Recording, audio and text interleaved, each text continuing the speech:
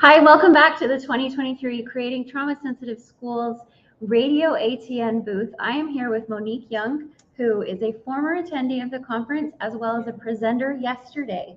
Monique, welcome. Thank you. Why don't you tell us a little bit about the session that you presented yesterday? Okay, so the session that I did yesterday was over decreasing discipline by providing intense support. And so during that session, we talked a lot about how there's a lot of tier three behaviors, or what we think to be a lot of tier three behaviors. And so giving some strategies of how to work with those group of students, but then how to decrease those behaviors, because a lot of times what we find with tier three is that actually it's tier two behaviors, or even tier one, when we don't have the right practices and policies in place. So even with that, we got into a discussion during my session about a lot of the people in the room were having difficulties with getting things that they wanted as far as like restorative practices or trauma informed practices to go forward in the building, just because there was a lot of barriers or pushback.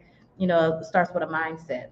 And when people don't have that mindset, it's hard to change it. And from my understanding, that is what you overcame over the last several years. We did.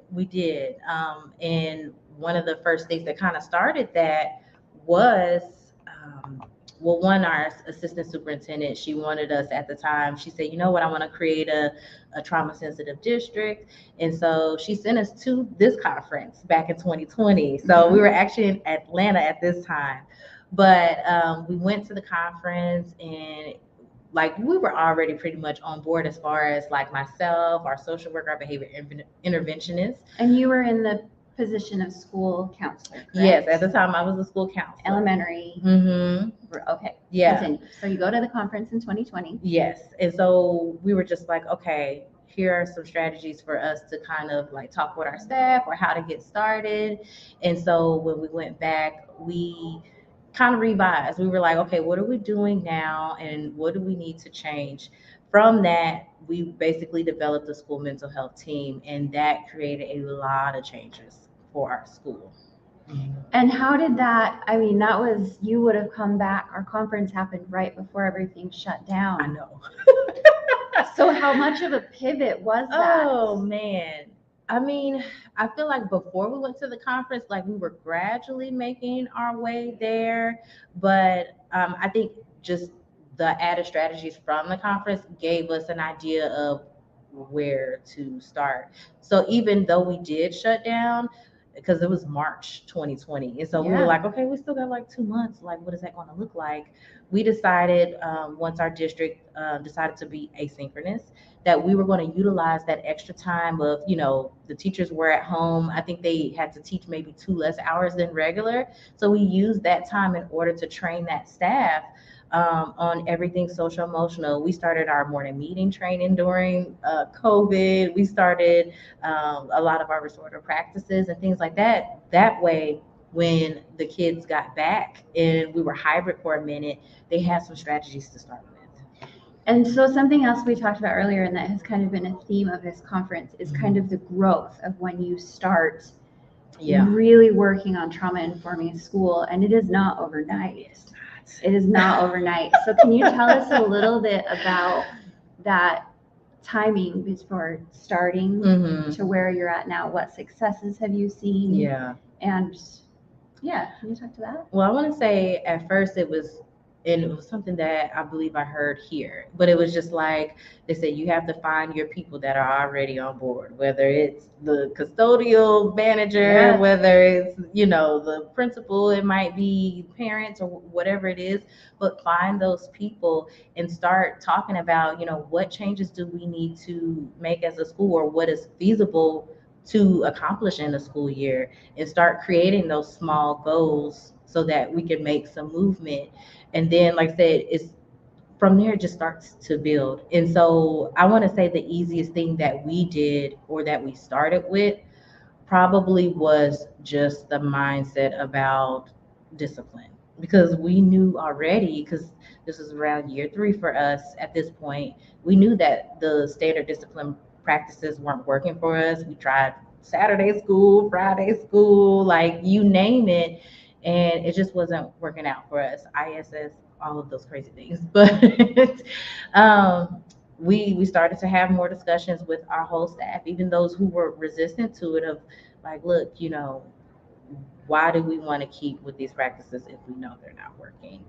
And so we started with the mindset with them. We started some small things like, hey, we're going to train you on how to do morning meetings.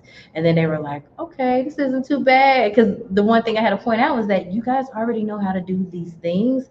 It's just being intentional about it. Just being intentional. So they were just like, okay, help us out a little bit. And they started to get more comfortable with it. And like I said, we started looking at our discipline procedures as well. Like, instead of our kids just going straight to the office and then getting a suspension, how could we as support staff support those kids and provide an extra connection for them, so that we could intervene before there's even that escalation to a suspension. So yeah. So having done this work for the last couple of years and now coming here, what has being here this time, not only presenting but also attending, what are you taking home?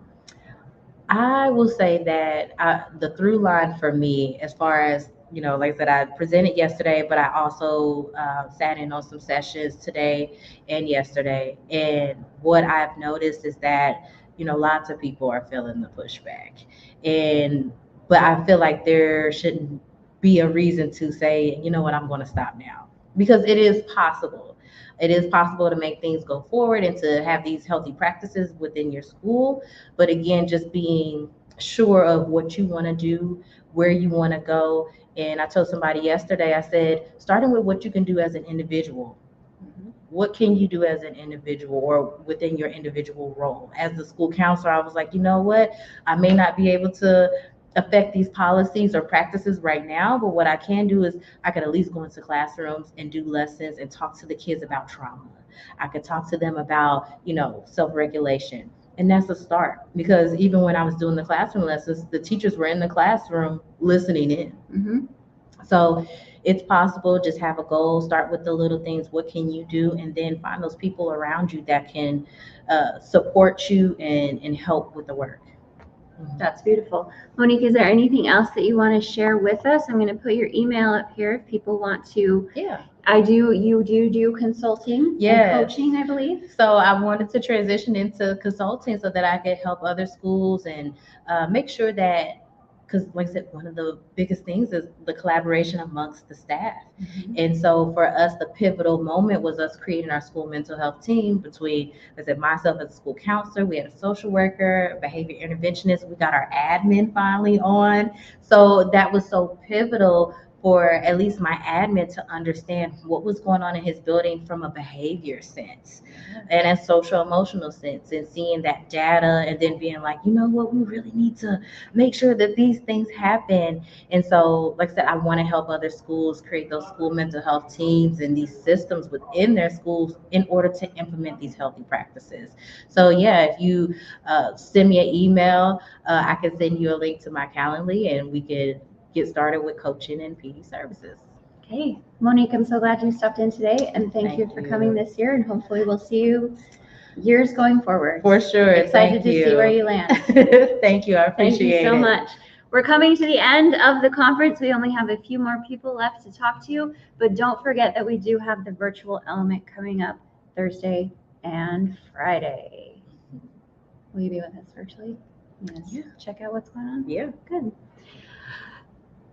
Hey, I don't have my producer. So this is how we end it now. I believe this. Yep, there we go. There it is. Oh, we